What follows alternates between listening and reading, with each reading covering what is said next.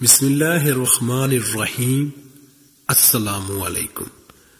امید کرتا ہوں سارے دوست خیر و عافیت سے ہوں گے۔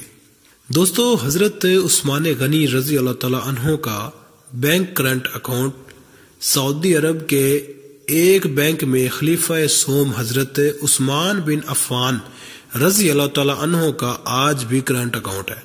یہ جان کر آپ کو حیرت ہوگی کہ مدینہ منورہ کی میونسپلٹی میں سیدنا عثمان بن عفان رضی اللہ تعالی عنہ کے نام پر باقاعدہ جائیداد رجسٹرڈ ہے، اور آج بھی حضرت عثمان رضی اللہ تعالی عنہ کے نام پر بجلی اور پانی کا بل آتا ہے۔ نبوت کے 13ویں سال میں جب مسلمان ہجرت کر کے مدینہ منورہ پہنچے تو وہاں پینے کے پانی کی بہت قلت تھی۔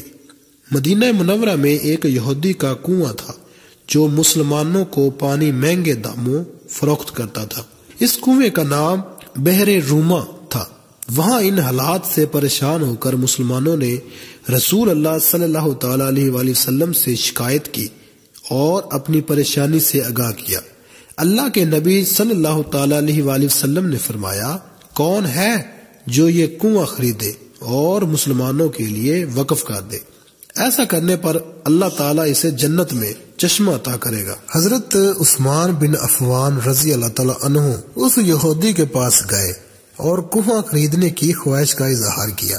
کنواں چونکہ منافع بخش آمدنی کا ذریعہ تھا، اس لیے یہودی نے اسے فروخت کرنے سے انکار کر دیا۔ حضرت عثمان رضی اللہ تعالیٰ عنہ نے یہ تدبیر کی کہ یہودی سے کہا، پورا کنواں نہ صحیح، آدھا کنواں مجھے فروخت کر دو۔ آدھا کنواں فروخت کرنے پر ایک دن کنویں کا پانی تمہارا ہوگا اور دوسرے دن میرا ہوگا۔ یہودی ان کی اس پیشکش پر لالچ میں آ گیا۔ اس نے سوچا کہ حضرت عثمان رضی اللہ تعالیٰ عنہ اپنے دن میں پانی مہنگے فروخت کریں گے، اس طرح اسے زیادہ منافع کمانے کا موقع مل جائے گا۔ چنانچہ اس نے آدھا کنواں حضرت عثمان بن عفان رضی اللہ تعالیٰ عنہ کو فروخت کر دیا۔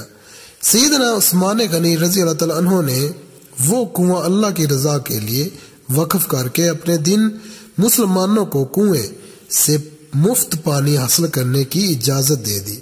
لوگ حضرت عثمان رضی اللہ تعالیٰ عنہ کے دن مفت پانی حاصل کرتے اور اگلے دن کے لیے بھی ذخیرہ کر لیتے۔ یہودی کے دن کوئی بھی شخص پانی خریدنے نہ جاتا۔ یہودی نے دیکھا کہ اس کی تجارت مند پڑ گئی ہے تو اس نے حضرت عثمان سے باقی آدھا کنواں بھی خریدنے کی پیشکش کر دی۔ اس پر حضرت عثمان رضی اللہ تعالی عنہ راضی ہو گئے اور کم و بیش 35,000 درہم میں پورا کنواں خرید کر مسلمانوں کے لیے وقف کر دیا۔ اس دوران ایک مالدار آدمی نے عثمان غنی رضی اللہ تعالیٰ عنہ کو کنواں دوگنا قیمت پر خریدنے کی پیشکش کی۔ حضرت عثمان رضی اللہ تعالیٰ عنہ نے فرمایا کہ مجھے اس سے کہیں زیادہ کی پیشکش ہے۔ اس شخص نے کہا، میں 3 گنا دوں گا۔ حضرت عثمان رضی اللہ تعالیٰ عنہ نے فرمایا، مجھے اس سے بھی کئی گنا زیادہ کی پیشکش ہے۔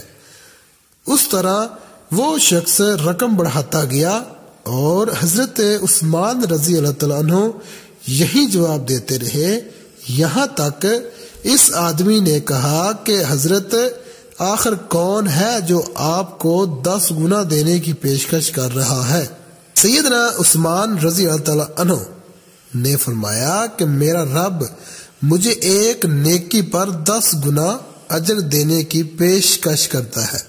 وقت گزرتا گیا اور یہ کنواں مسلمانوں کو سیراب کرتا رہا، یہاں تک کہ عثمان غنی رضی اللہ تعالیٰ عنہ کے دور خلافت میں اس کنویں کے ارد گرد کھجوروں کا باغ بن گیا، اور اسی دور میں ہی اس باغ کی دیکھ بھال ہوئی۔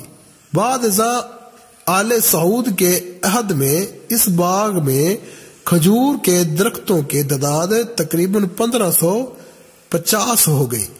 حکومت وقت نے اس باغ کے گرد 4 دیواری بنوائی اور یہ جگہ میونسپلٹی میں حضرت عثمان بن عفان رضی اللہ تعالیٰ عنہ کے نام پر رجسٹرڈ کر دی۔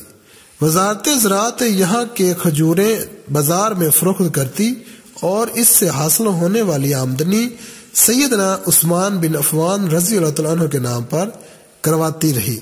چلتے چلتے اس اکاؤنٹ میں اتنی رقم جمع ہو گئی کہ مدینہ منورہ کے مرکزی علاقے میں اس باغ کی آمدنی سے ایک کشیدہ پلاٹ لے لیا گیا، جہاں فندق عثمان بن عفان رضی اللہ تعالیٰ عنہ کے نام سے ایک رہائشی ہوٹل تعمیر کیا جانے لگا۔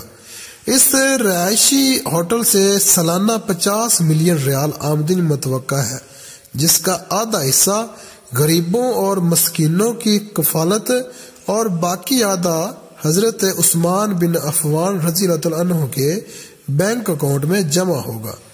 ذوالقرنین سیدنا عثمان بن عفان رضی اللہ تعالیٰ عنہ کے اس عمل اور خلوص نیت کو اللہ رب العزت نے اپنی بارگاہ میں ایسے قبول فرمایا اور اس میں اتنی برکت عطا فرمائی کہ قیامت تک ان کے لیے صدقہ جاریہ بنا دیا۔ یہی وہ لوگ ہیں جن کی جانیں اور مال اللہ تعالی نے اپنی جنتوں کے بدلے خرید لیے۔ یہی وہ لوگ ہیں جنہوں نے اللہ کے ساتھ تجارت کی۔